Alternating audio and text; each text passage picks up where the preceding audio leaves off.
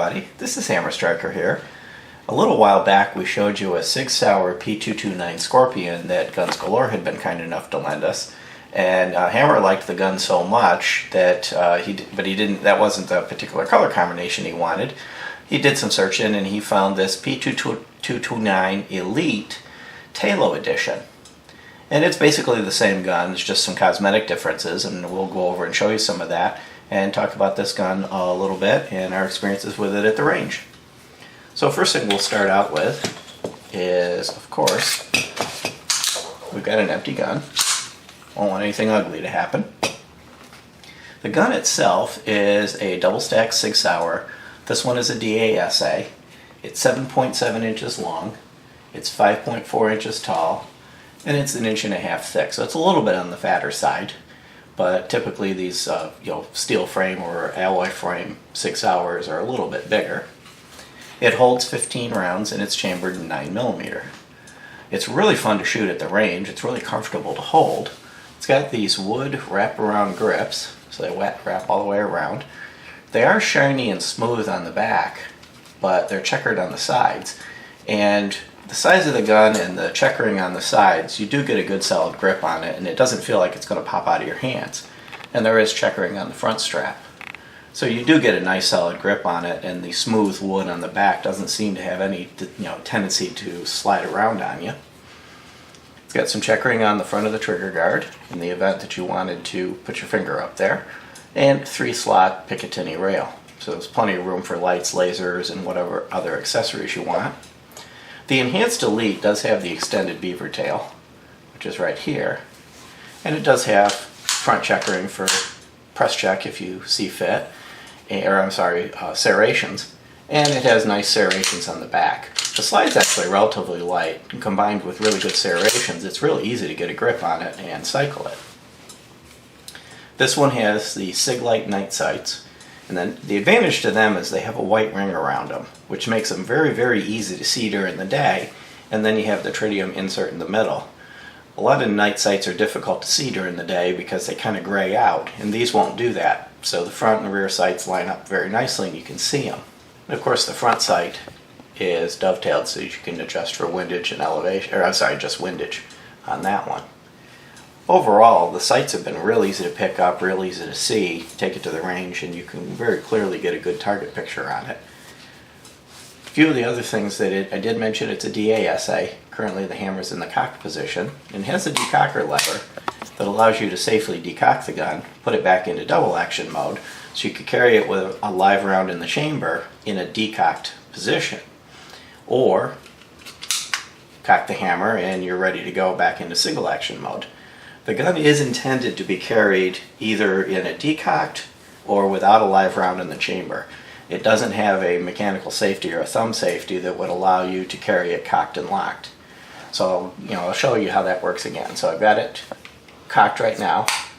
I'll decock it. One thing I'll note is, see the hammer's not hitting the firing pin?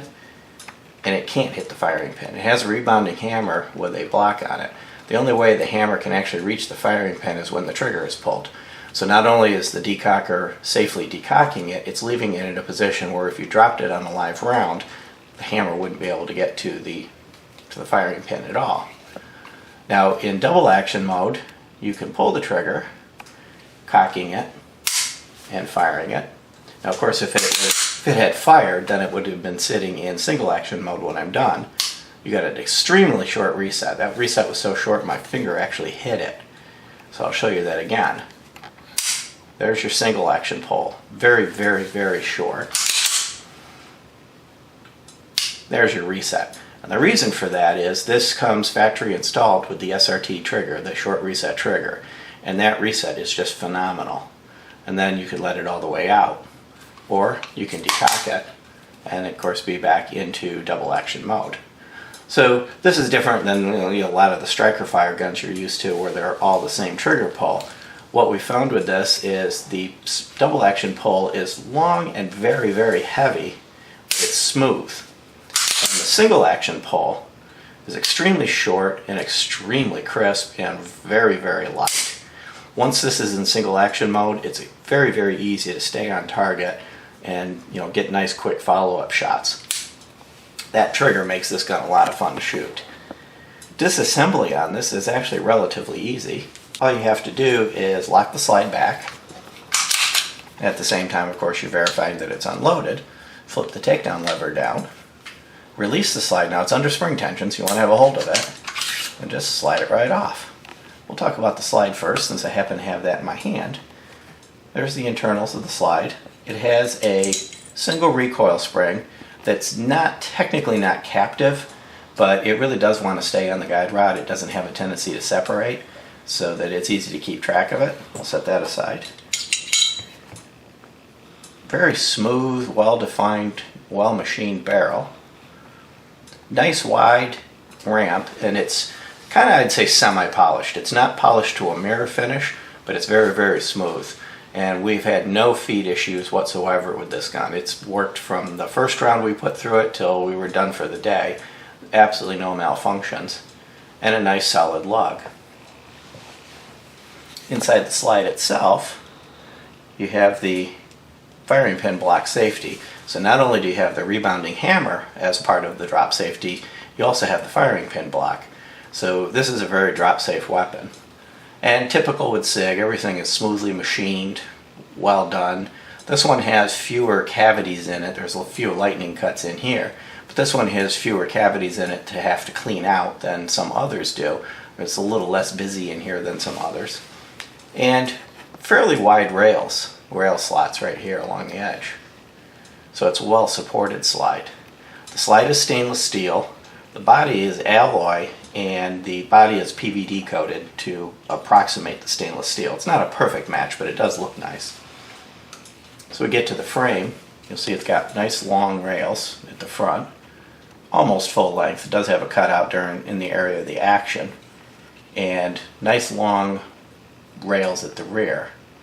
So again, very well supported. You've got the fire control group in here, and slide stop, slide release right there.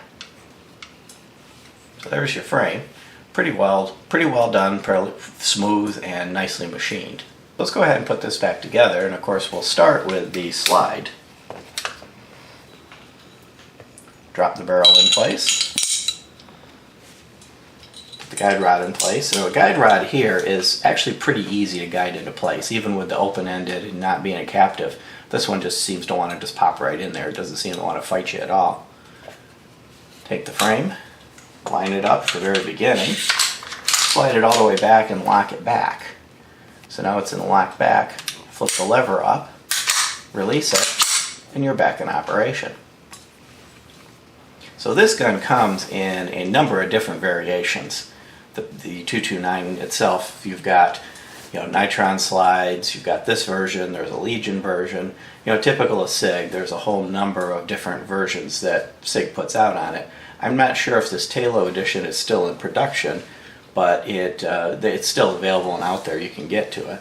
It's also available in a variation of calibers. This particular one is chambered 9. It's also available in 40 and, strangely enough, 357 SIG. SIG is one of the companies that does make an assortment of different guns in 357 SIG, and it would be in this same basic chassis. The gun itself holds 15 rounds with these steel magazines. The gun came with 2 of them.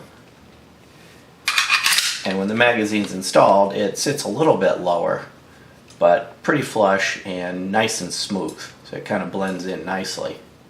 Overall, it's just a really nice gun. Easy to use, easy to hold, nice to aim. It was a pleasure to have it at the range, and overall, it's been a good experience with this. Especially with that, when we had that Scorpion, we enjoyed that, and caused Hammer to get this one, and he hasn't regretted it for a moment. Now I'll show you another gun I've got just for comparison, just for size comparison. You get an idea, since these may be a little bit harder to find at your local gun store. What I've got here is a SIG P229. Now of course this is a striker gun, but this is a compact. Now this particular one, which is of course unloaded, happens to be a 45, but the P229, the sizes are nearly identical across the different calibers. The differences between the 940 and the 45 are fractions of an inch that really won't matter from a size perspective. But if I set these two side by side to each other,